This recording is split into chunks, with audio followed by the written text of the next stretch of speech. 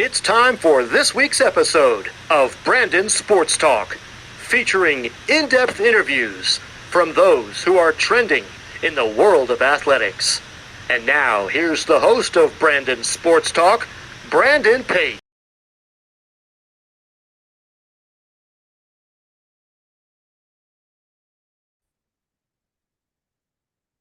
Welcome back to Brandon Sports Talk. In today's episode, I have the privilege of interviewing the Salve Regina's head women's rugby coach, Coach Nick Patti. How are you doing today? Doing good. Thank you for having me. Thank you. Can you talk about how you knew that you wanted to get started in coaching in college women's rugby? So there's kind of two answers here. College rugby and then women's rugby, very almost the same thing, but I wanted to really start just coaching in general. I was a football coach for 4 years and then I moved into the rugby world. I took some time off after I coached the men at one of my stops. I'm sure we'll talk about that. And I got a call in late February, right before the Salve season was going to start, and they asked me if I wanted to coach them. And it's my alma mater. I knew they had a rich history of just having great alumni support, just a great program in general. We're coming off a second place finish in the conference, so they definitely had talent there. And it was a pretty easy decision to make for me. Rugby is rugby at the end of the day, and I just said, I'm not doing anything right now. Might as well try this out, and I've loved it ever since. What was that experience like for you playing rugby for Salve as a player? Well, that's another interesting question. I've had a pretty interesting path to get to this point. I was recruited to play football. I was a 5'5" center, going up against a pretty good 6'3" All American nose tackle. So that was our practice every day, me hitting him. And then at the end of the year playing football, my coach left. And the guy who recruited me, the guy who came in, is actually the head coach of James Madison now, Bob Chesney. So me and him talked, and I decided to step away from football. Playing Salve rugby was the best decision I ever made. It gave me my best friends. It gave me some people that I can rely on in anything that I have to do, and it gave me a national championship, which is also nice to have. But it was a different sport. My biology teacher in high school told me I'd be playing rugby in college, and I told him he was crazy. Then I had to write him an email after my first practice and said, "You're right. I'm playing rugby now." And ever since that first practice, I never looked back. Rugby was the only sport for me. What was that transition like for you as a player, switching from playing football to rugby? Pretty easy. The most difficult piece is if you hit someone in rugby without pads on, you're going to feel the same hit that they feel. So it just you had to learn how to tackle a little bit differently. And now everyone in USA football and all the coaches are learning the heads up tackling, which is just a rugby tackle. So that was a big transition. Learning the sport back in 2010, there weren't too many resources out there. So I went back to watching Jonah Lomu on New Zealand when he was alive, watching those old school New Zealand tapes, watching Ireland play. The USA team they were there at that point, but it was one of those things where you didn't have much. And when I told my grandpa I was playing rugby, he said, "What's rugby?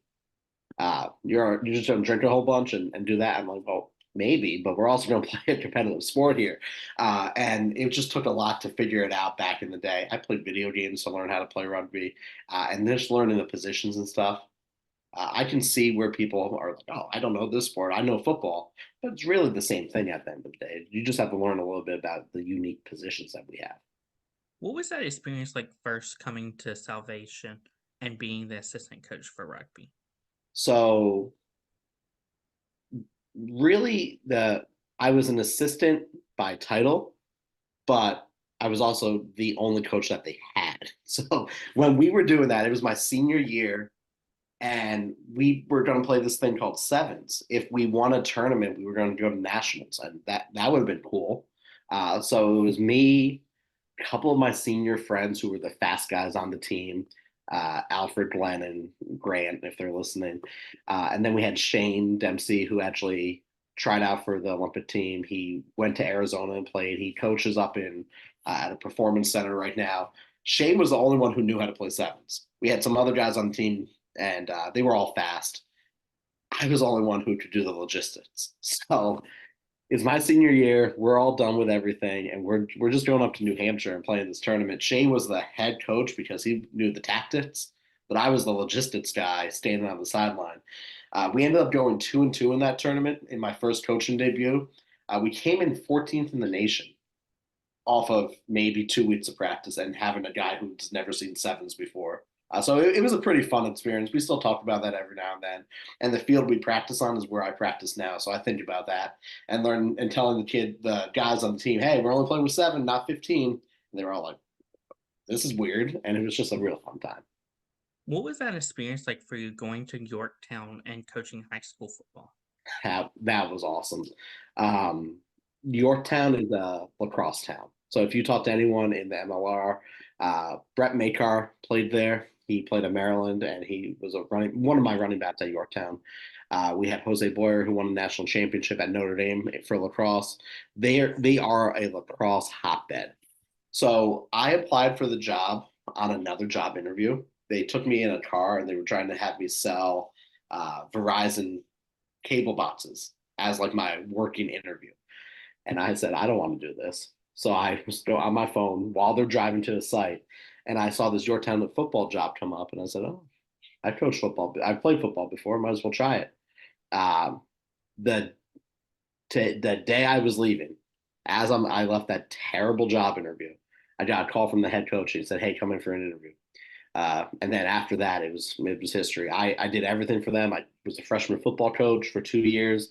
I was an assistant JV coach for 4, assistant varsity coach for 4. Kind of did. I built the big jump cams in the end zone. I got them on huddle. I did all the tape breakdowns, and really without Mike and Roger and all of them at Yorktown, I wouldn't be the coach I am today because they instilled in me an accountability and a family mantra that just is always in the back of my head. And really, that 4 years was such a big learning experience for me. I had to learn how to grow up really quickly. I had a little bit of a temper coming out of college, and you can't do that as a coach. So I learned quickly on that, and everything that I did then led to where I am today. Of course, what was that experience like going to Wheaton and becoming the head coach there? So, being that was my first college job, I coached Rentham youth rugby for a little bit. I did 1 year there, and then I said, let me see, let me throw my hat in the ring at Wheaton. The guys there were awesome. They were a very, very good group of guys, and the fact that I was able to coach a college sport, it was something my grandpa told me I was going to do ever since I was 10. He thought I was going to coach Tennessee football, which was, I don't know where he got that from. We're big Notre Dame fans in my family, but he wanted me to be the head coach of Tennessee, and he still says that to this day. But I called him up and said, "Hey, I just got the job at Wheaton. I'm going to be the college coach there." And he was over the moon. We all were over the moon that I got this chance to compete at the college level. Um, we ran into some stuff in the first year that we were there. So it wasn't the best first year as on record wise on paper, but the stuff that I was able to teach the guys and the stuff that they taught me was so invaluable overall. While being the head coach at Wheaton, what was that experience like becoming the Major League Rugby player Yeah. scout? So MLR Player Scout, that was because one of my friends, Aaron Castro, who works up in the MLR, he does a lot of cool stuff there. We were Twitter friends, and he said, "Hey, you talk about rugby a lot. Do you want to do this?" And I'm like, "Yeah, I got nothing to do right now." And being a player scout, what you did, you got assigned a game, and I would watch the New England Free Jets, my home team, and whoever they were playing, and I would have to find the 5 best players on that, whether it was quantitative or qualitative. You just watch the game maybe 2 or 3 times if you had to, and you picked your 5. From that, our whole group would submit our roster, and then he would pick people from that and turn it into the team of the week. So those players got recognition, and it was cool that I get to scout and that year, the years I did it, Danny Barrett was one of the players. He's the USA legend. A couple other just rugby legends that you're watching, and you're like, wow, like I'm now watching them more objectively, and it was just an awesome time. Coming to Salvation, what was that experience like becoming the head coach for the first time? You're gonna make me cry here. Um, the fact that I got to come back to Salve and give back to a school that gave me so much. I met my wife there. I met my best friends at Salve, and it gave me a sport that I didn't transfer out of the university for. Knowing that I could come back, and the first game that I coached, it was a sevens tournament. So sevens is our Olympic version. It's a little bit faster than the traditional 15s, and we were at Providence College. The Providence College coach started or restarted the Salve men's team back in 2008. So he's one of my good friends. So my first game ever coaching was against him, and my team beat him. And we actually came in second in the tournament. We lost to Worcester Polytech, I think. But the first game ever was against one of my good friends, and it was just such a cool thing to feel. And I don't think I really like embraced the totality of it. We won a bunch of second places on that first year, but my first game in the fall for 15s, which is traditional rugby, was at home on a field that they promised I would play on for football that I never got to. So my first home game as a coach in 15s was at this field. It's right in the middle of town. It was a big event. It was our no solo mental health event. And I'm standing on the sideline looking at this big stone bleacher on the other side. And I'm hearing my coach, you're gonna play here one day. You're gonna be on the sideline one day, right before the game. And we ended up winning, and it was my first ever 15s win. I won a whole bunch of sevens, but it was my first ever 15s win over an in-conference rival, and we won 52 to 29, and we scored 43 unanswered points. So that, it was a bunch of fun then. And whenever I think about that, my son got to be there on the field then. So it was a real, just cool moment. And being able to coach Salve, every time I get to be on the sideline and I hear the pregame stuff, and we'll talk about that. It's just so cool. I can't say more things than that. It's just I am so blessed to be able to do that. Of course, for you being an alma mater and a head coach, what was that feeling like stepping onto the home rugby field? Every time I get chills. We have three different fields. We have a field that's over in Middletown, Rhode Island at a middle school. We have the one that I mentioned, Topa Field. And then we have what's Fort Adams. Fort Adams is the one that is like the rugby field you want to play on. So whenever we're there and I'm on the sideline, I don't just think about the team that I'm currently coaching, but I think about my friends who played. I think about the alumni who played, all the women alumni who have also played on that team. They're my friends too. I'm lucky enough to have an assistant coach who played on the team, and when you're there, you just kind of embrace the totality of it. And Salve, we have a saying that tradition doesn't graduate. So you think about everything that got you to that point, and before games, it's very overwhelming sometimes when you're like, wow, like I'm here, but the players who came here before me got me to this point. What does a typical rugby game day look like for you as a head coach versus for your players? Well, I hope it's different from for my players than it is for me. I lay out my clothes the night before a game. I've been doing that since seventh grade. Everything from underwear up to this hat I'm wearing today. I try to wear the same uniform each week. Um, Usually, I wake up, I get some time with my son. I'll take my dog out, just general stuff like that. And then it's pretty calm to start. Then I get my caffeine in me. I have the same breakfast every morning, every game day morning. I call my mom, I call my grandpa. Uh, Luckily, they are either at the games or we just have the same conversation every week. And they know that I'm going to the games. I, for whatever reason, get gas before every game, and I fill up my tank. I don't know why. I just started it when I started coaching at Wheaton, but I just do it now. And then it just gets real. Like the nerves start a little bit. You talk to your coach like, "Hey, what are we doing here?" Nothing changes from when I was coaching football. It's the same thing. You make sure that your plans are in place, and you don't really. I don't sit down during the entire game day. I don't sit until I get back in my car at night. So I'm just off. I'm moving. I'm making sure everything's there, the logistics, the planning, and all of that. For my players, they actually started the night before. They do a pasta party They've been doing that since 2015. And the team gets together. They do, I don't ask what they do. They do team stuff. They bond. They've been really into that Pitch Perfect soundtrack. So shout out you all for the karaoke that you do on bus rides. And then they get to the field. We do this thing where we try to manage our expectations up to a game. So I'm not going to have them warm up 2 or 3 hours before. I'm 45 minutes and we're going. So a lot of just neck, shoulder stretches, making sure the body's primed. Anything that we have to talk about last minute before a game, we do a little bit of tackling, and then we're just full go. So that's kind of where that goes. The pregame is entirely different. We, as a Catholic school, do pray under the post that we have, the rugby goal post or football goal post. So we say Hail Mary, that no one gets hurt. And then we ended with Our Lady of Mercy, pray for us. Salve Regina means Hail Holy Queen. I think I'm going to double check that, but Our Lady of Mercy is our saint. So we asked her to pray for us, and then they do their little pregame chant. I walk to the sideline with my coach. We fist bump, and then we're there. We're playing. Of course, what is that game day atmosphere like in college rugby? Oh, it depends on the week.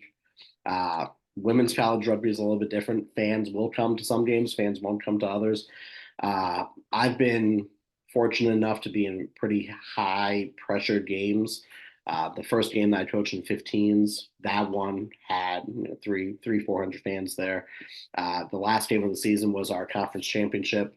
We were looking 500-600 fans deep. The atmosphere is cool when you have a player who breaks away or makes a big tackle or just does anything, and you hear the fans get excited for it. That's really just cool. This last weekend, Sunday, we came in second place in the conference. We lost in the final minute to the defending national champions, and during that game, the entire stadium you could just hear living with every single pass, play, run, everything, and the environment was just unreal. I know when I'm able to take Salve to that next level, and when we're able to go to the national championship tournament, it's just going to be even more unreal for that. So the environment is just unreal. What was that experience like for you getting to take them to that national championship tournament? So that was a fun one. We rented a coach bus for 9 guys up in New Hampshire. Just us in general. We're good friends. We had no expectations going into that tournament. We just said we were going to see if we could compete, and we did. It's something that we still talk about from that. So we really went in there blind, and the fact that we were able to get a 14th ranking in the nation and potentially an at-large bid that we just missed out on, it was a lot. It's just so much fun. That was probably my most fun rugby tournament because it was literally like just a bunch of guys going up there and figuring it out as we went. Who are some of the teams in your conference that you compete against each week? Oh, do we want to break some news on your podcast? I think we can. So we are the Colonial Coast Rugby Conference. We are going to be moving into a new conference next year. There is a merger happening.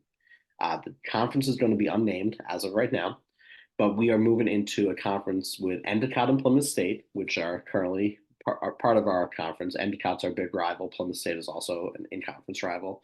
It will be us. And then the 4 other colleges coming in will be Smith College, Tufts University, WPI, and Yale. So it's going to be a pretty intense conference next year. They're all very good teams. I'm looking forward to the opportunity to compete against them all and just kind of seeing how it goes. So that's breaking news right here. That's our new conference next year. Of course, what is that going to feel like, obviously, to play those teams like Tufts and Yale? Yale it's the name. Like we played this season. We played Boston College. We played UConn. They're second teams, but still, it's a name. You know the name there. Playing Yale, playing Tufts, even playing Smith. Really, those are schools that we don't know anything about. So we're going to find out this year where we match up with them. Yeah, I can tell you that Yale's going to the Sevens National Championship this year. We'll probably see Smith in a couple of weeks at a tournament that we're going to. Tufts is always a tough school. They're a very good and solid rugby team. So it's going to be fun to play those type of schools. And then you still have Endicott, you still have Plymouth State on the schedule. And I have utmost respect for the coaching staffs there. They always play us tough. Plymouth State is never an easy out, and Endicott's our rival. And me and Coach Baker over there, while we're good friends off the field, on the field, we are. It's like Gino Auriemma and Pat Summin. It's one of those things where we're going back and forth, and we're trying to beat each other, and then off the field we're shaking hands and having conversations. But it's definitely going to be a fun conference this year. Can you talk about, of course, the culture that you started to build for Salvation? Yeah. So, like I said before, I'm a big Notre Dame football fan. Uh, and whenever the coaches get mic'd up when they release those clips, I love them. It's one of my favorite things to watch. And Marcus Freeman, head coach Marcus Freeman of Notre Dame, you'll hear him say a lot, choose hard. So we have two mottos that I consistently say to them. I say choose hard, and I say one in a row. So one in a row is from Matthew McConaughey's book Green Lights. Any success takes one in a row, which is one in a row again. So we really preach, hey, you did something right, do it again. We won one game, win another one again. So that one in a row mentality is something we definitely have. And then choose hard. That's something where it's a mentality that we try to grow this mental toughness. And it's, I don't care if we have to play 7 games in a row, 9 games in a row, if it's raining, if it's snowing, we're going to go out there and choose to do the tough stuff now to make it easier in the future. And it's not just about rugby, it's about life. So I told the girls the other week, we did a pretty tough practice. I said, you chose to be here. You chose hard today. So when you wake up tomorrow and you go to class and maybe you don't want to go to class, maybe it's raining, maybe it's, March in Newport, it's always rains. Choose to do something that you don't want to do, and it's going to pay dividends down the line. And that's really what we try to build. We really build the family motif as well. It's not just one player, it's everyone that gets us to whatever we do. We're very big on togetherness overall. Of course, what does that recruitment process look like in rugby, and what do you look at as a coach? Sure. So I have multiple whiteboards around, but right on this whiteboard here, I have something that says character is greater than talent. So we really look for players who have great character. Um, Division 3 club rugby for this sport, we're not an NCAA sport. We can't offer scholarships, but we can look for players who will grow our character, who will choose hard, who will understand what that family mentality is. I do have access to some admissions tools where I'm able to look at rugby players who have applied to the school. I also have my own Instagram account that people will reach out to me on. Hey, coach, take a look at my highlights here. That's at Coach Nick Patti on Instagram. Just a shameless plug there. But overall, we look for character, then we look at talent. Because can't give out scholarships, we really want to make sure that they're all academically qualified to come to the university. But we have an awesome admissions department who will help us with that to just ensure that we are finding the right fit individual, not just for the field, but for the classroom as well. As a head coach, what is it like seeing those freshmen put on that uniform, that rugby uniform, for the first time? The freshmen being able to play the sport. So rugby is very different than a lot of sports. So football, you'll get 99 guys on the sideline. They're all geared up every game. 15s, you only can choose 23. We had a roster of 35 this fall. Sevens, you only can choose 12. We had a roster of 19 this fall or this spring. So when you get a chance to get capped, which is playing for the first time, it's an awesome experience. We had several new players this year get to wear the jersey. One player from Texas, Evelyn, her first time playing in the 15s game I referenced before, she scored 2 times on her first game ever. And that was just, you're a freshman scoring twice against essentially an older team. It was just great to see. And then some of these newer players, they got to travel to Maine and play a game up in Maine with the team. And then when they got to play for the first time, they were so excited. They all take the pictures after to show their mom, their dads that they're all playing rugby. And they get just so excited to see that. And as a freshman, and watching the freshman do that, you're like, I was there one day. Even if it's not a freshman, if it's a sophomore or junior who wants to play for the first time, anytime you get to play a new sport, that's relatively unknown in America, it's cool. And you just see how excited they are to play that sport. And I just think, if they stay with it, they're gonna have the best time ever. What's it like getting to see those singers put on that uniform for the last time? I read this question the other day and I started crying at work. Just to be completely honest with you, we're coming to the end of my senior season right now with five just awesome players. We have one girl who was on the team for 7 years, used her whole eligibility, and then we have these other four that I think on April 28th, when the final game happens and the three whistles blow for the final time for them, it's going to be tough. They've given their all to the program. They were the COVID class, so they didn't play the first year. All they could do was pass the ball for 3 months, and they stuck with it. And one of them is a 2-year captain. That's going to be real sad. She was my first captain that I had as a coach. The rest of the players, one's going to be a 300-point scorer. The other ones, that the amount of effort that they've given to this program, I'm tearing up right now thinking about it. It's going to be real tough to watch them put the jersey on for the last time and go out there. But the plan for us is to go out there and win a championship, a tournament championship in 2 weeks. Send the seniors off with a victory. Or so far as head coach, what have been some of the things that you've been able to accomplish? So we come in second place in the rugby sevens conference championship twice. We've come in second in 15s once. So three second place finishes right now. We got a 14th ranking in the nation in the fall. I don't know what the rankings are going to be for the spring, but I do assume we're going to be top 25 nationally again. Those are great accomplishments when you look at just paper and that. What I'm most proud of is that we have, let me pull up my number here. We have so many people academically exceeding in the classroom. So if you really look at kind of that side of the house, I've had 20 members of the team since last spring make the dean's list. I've had 9 academic All-Americans. We've had 4 players selected for Player of the Week in New England. 3 made the U23 All-Star team. 1 made the Conference All-Star team.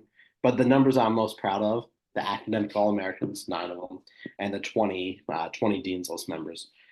It's hard doing school and doing rugby and managing both. And the fact that they're able to keep up that's what I really pride myself on, is that we have team members who are able to do both, and that we had a team that stuck together. Sometimes it gets hard. It's not an easy sport, and the fact that we have these girls who have stuck together through thick and thin, it's just, that is a testament to them. What are some of your future plans for the program moving forward? Am I allowed to say win?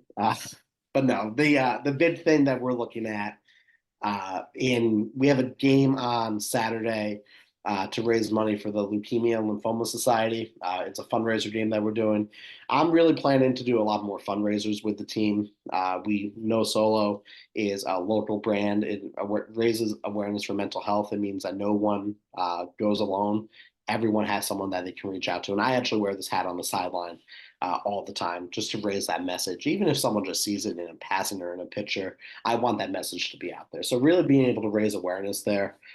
We have a huge tournament, probably the biggest tournament that we'll be in at the final week of the season. That's not a national championship. It's called the Beast of the East. It's the largest collegiate rugby tournament in North America. Alona Mara from the USA Eagles have played in it when she was at Quinnipiac. It's a lot of fun. It's in our backyard. It's right in Portsmouth, Rhode Island, and we want to win that tournament. That's right now. That's the immediate goal. In the future, we just want to keep growing the program, keep competing at a high level. Eventually, if rugby becomes an NCAA sport, we would love for Salve to take us on board and become an NCAA sport, or allow us to become an NCAA sport. I have some personal goals, but that's for another time, for another day. And just in terms of the team, I just want to keep seeing them make everyone proud by how they compete. That's really the end. What advice would you give those incoming freshmen entering their first year of college rugby? Take it in, I know people say that about wedding days, but really, when you start a sport and you're so go, go, go, it's your first semester of college, you have to make friends, you have to learn classes, you have to learn a new town that you're in. Really, when you have a sport that you know, especially if we're recruiting players who have played before, rugby comes easy. Taking everything else in is the big thing. I wouldn't rush it. I wish I had my 3 years back. If I was able to go back to 2010 and redo my 3 years of rugby, I would have went a lot slower. Not running wise, but I would have just taken a lot. I wouldn't take anything for granted um, because at the end of the day, you're one injury away from not playing, and it's really something that people have to look at and realize that you should be just so excited to step on the field, practice field, game field, whatever field you're stepping on. Just looking in and really taking it all in is really the most important thing I would say. What advice would you give those college athletes looking to play professional rugby Oh, for that's Team that's a great USA or question. Canada? So hopefully you're all playing for USA. Canada's our rival right now, but they're actually starting a new women's rugby league in 2025 or 2026. It's the NEWSL. It's a new women's only league to look like the Major League Rugby for the men. They're basing it off of the WPL, which is the Women's Premier League, which is a great rugby league. It's been around for quite a while. Uh, Really, if you're looking to play professionally, look at WPL teams, play in the summer, play for women's teams. Once you start getting into that club level and you're not just playing with colleges, things change. You start to learn different parts of the game. You'll learn different things to do. I tell all my players if they're going home for the summer, find a team, train with them. If you're not playing, just train with them and get ready for the fall. But the new women's league, with more information coming out about it, it's just going to give so many more opportunities for women to elevate. The New England Free Jacks, in my area at least, they have a great youth from a U18 to U23 where they'll bring people aboard on kind of an all-star team and they'll play all over the place. So just finding those opportunities, if you're over wherever, if you're near an MLR team, they're going to have an academy. Trying out for that, trying this new league out, even if you're playing Premier Sevens, just trying to do these opportunities and it'll happen. If you're good enough, they'll find you. That's really all there. What advice would you give those people looking to become head coaches for a women's rugby team and building their own program? Learn how to drink caffeine. That's no it starting a women's rugby program and being a head coach of one, it just takes a little bit of empathy, a little bit of hard work, and a lot of logistics. My team has access to me 24/7. If they have a problem, I tell them to call me. They're always talking to me. They have ideas, which are great. And it's really just making sure that you have that relationship with them, women or men, or just if you're looking to coach in general, empathy, logistics, and hard work will get you 99% of the way. The rest is just what you do with your free time, either learning more, watching things to make you better. Coaching isn't the easiest thing in the world, but it's the most rewarding when you see a player get it. When you see a player score their first try after having the conversation with you the day before because they thought they weren't going to play and they were worried that they were going to mess up. When you see a player who, oh, you've been saying this all season, I get it now, coach. Stuff like that is just so cool to see. But you got to put the work in first. So you put the work in, those rewards will happen eventually. That's great advice. Where can my listeners find you at on social media along with the program at? Sure. So program is at Salve Women's Rugby, SALVE Women's Rugby on Instagram. I can be found at Coach Nick Patti, Patti, also on Instagram. Shameless plug for our men's team, who also alumni of Salve _ men's _ rugby Instagram. I can also be reached out for any questions at Coach Nick Patti at gmail.com. And then we'll have a couple more tournaments coming up. They won't be live streamed, unfortunately, but we try to do a pretty good job about adding all that into our social media. Salve Athletics would be our best way to look at all our stats and learn a little bit more about the team if anyone's interested in joining. Thank you again, Coach Nick Patti, for your interview, and best of luck in your future with Salve's women's rugby program. Oh, thank you. And thank you for having me today. Thank you. You can find Brandon Sports Talk on Instagram at Brandon Sports Talk, Twitter at Talk_Brandon, and you can find me on YouTube at Brandon Sports Talk. Don't forget to like, comment, and subscribe. Thank you again, Coach Nick, for your interview, and best of luck in your future. Thank you. Go Seahawks. You've been watching Brandon Sports Talk. Please feel free to like, share, and subscribe to Brandon Sports Talk on social media and on YouTube.